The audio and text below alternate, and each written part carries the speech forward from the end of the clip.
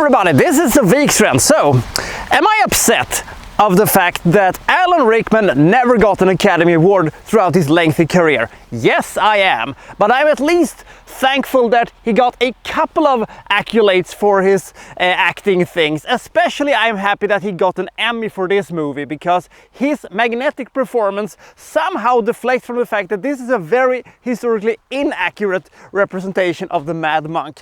How much do you know about Rasputin? Probably not that much. Most of my knowledge I had before seeing this movie was actually listening to Boney M and their fantastic song Rasputin. But when I saw this movie, I said to myself, wow, this is pretty fucking awesome. But then I read Simon Sebag de Montefiore's book about the Romanovs, and when I read the part about, you know, Rasputin and his involvement with, you know, the Romanovs and stuff like that, I said to myself, wow, this movie is not very accurate, is it?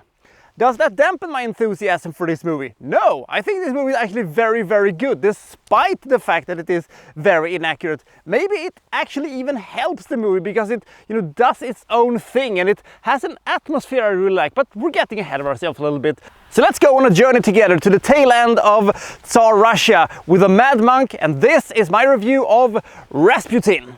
Rah rah, Rasputin, Russia's greatest love machine.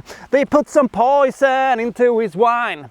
Rah rah, Rasputin, Russia's greatest love machine. And so they shot him till he was dead. Man, the movie would have been completely different if they would have had Boney M on the soundtrack, wouldn't you say?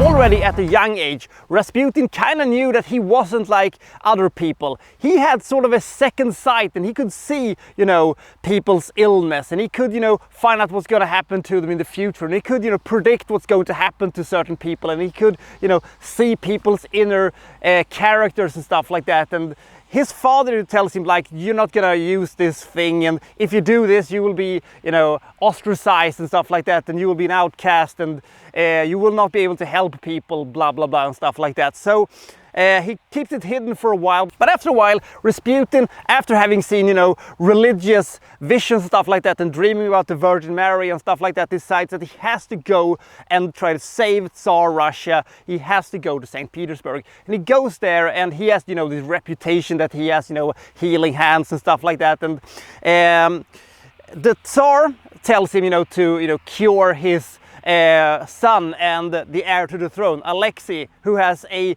lengthy history of, you know, different sorts of illnesses and stuff like that, and he cures him. And pretty much against his will, he becomes sort of a confidant to the Tsarin, and she asks him for, you know, advices and stuff like that. And the rumors that have been circulating, Rasputin grows, and he's accused of being, you know, the, you know, queen's lover and stuff like that, and he's, you know, asked to leave, and then he leaves, but then he sees this vision that Russia is about to face an enormous dark threat that is going to tear the entire country apart and will plunge it into, you know, destruction and death and stuff like that. So he has to come back, because also the Tsarin demands it, because Alexei has gotten sick again, and she believes that he's the only, you know, person who can cure him. And slowly Rasputin dissolves into madness, and, you know, there's conspiracies against him and stuff like that. And pretty much most people know how he sort of died, sort of, and that is pretty much our movie. We get to see, you know, all the things that happens with Rasputin and what happens to the Tsar family after his death. Spoilers alert, he dies in this movie in a rather violent fashion.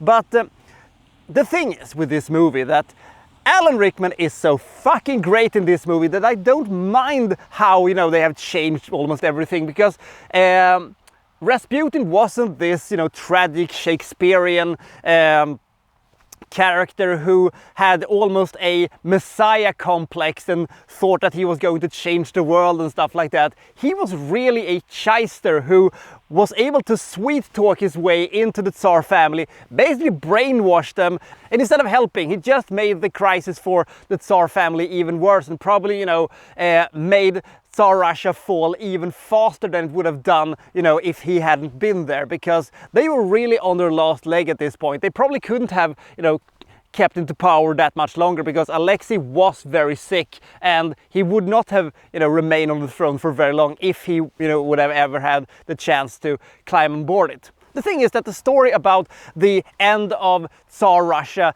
and of Rasputin's life and his death and all of this stuff is very fascinating and lends itself very nicely to a story like this. And I kind of like that they actually have, you know, made this more of a mythological, almost thriller-like story instead of what it really was. He was, as I said, a shyster and a man who just, you know, were able to wiggle his way into things and made people believe that he could do incredible things despite him being a charlatan, basically.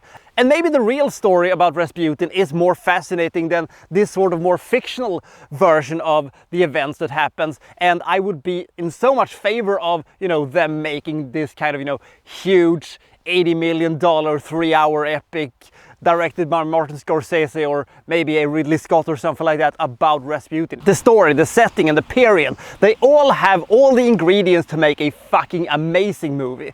But considering that this is just a TV movie, it looks great, and I love the movie's style, I love the movie's atmosphere. And as I said, Alan Rickman is fantastic in this movie, but he's not alone, because Tsar Nikolai II is played, of course, by Ian McKellen, and Jesus Christ, what a pairing. I just love these two actors so much, and I'm so happy they did this movie.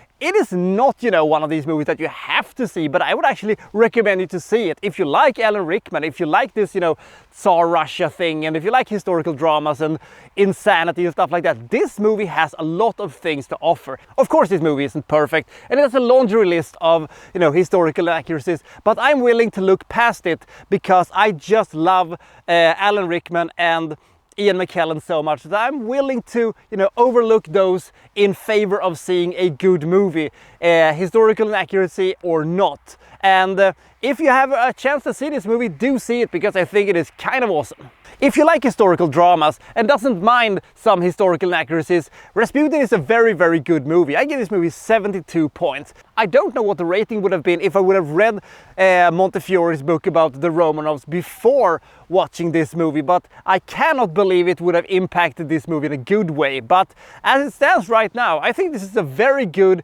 very interesting and very fascinating movie.